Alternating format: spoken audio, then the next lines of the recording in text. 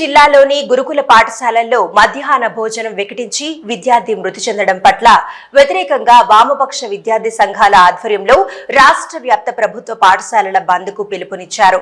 అందులో భాగంగా కామారెడ్డి జిల్లా కేంద్రంలోని పలు ప్రభుత్వ పాఠశాలను విద్యార్థి సంఘాల నాయకులు బంద్ చేయించారు.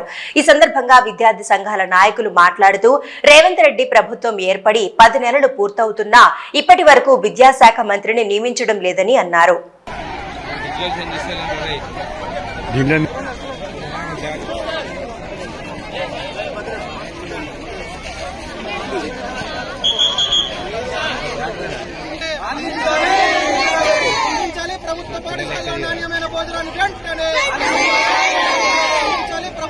ఈరోజు రాష్ట్ర వ్యాప్తంగా విద్యా సంస్థల బంద్ను భారతీయ విద్యార్థి మోర్చాగా పూర్తిగా మద్దతు ప్రకటిస్తా ఉంది. ఎందుకోసం అంటే రాష్ట్ర వ్యాప్తంగా ఈ ఫుడ్ పాయిజన్ వల్ల చాలా మంది విద్యార్థులు అనారోగ్య పాలవడం జరుగుతూ ఉంది.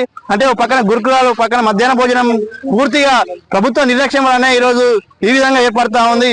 వెంటనే విద్యాశాఖ మంత్రి ఏర్పాటు చేసి ఈ ప్రభుత్వ స్కూళ్ళు కానీ గురుకులాలు కానీ పూర్తిగా రెసిడెన్షియల్ స్కూళ్ళు కానీ పర్యవేక్షణ చేయాలని మేము డిమాండ్ చేస్తా ఉన్నాం. లేకపోతే ప్రభుత్వానికి గుణపాఠం చెప్తామని సందర్భంగా విద్యా సంఘాలుగా మేము డిమాండ్ చేస్తా ఉన్నాం.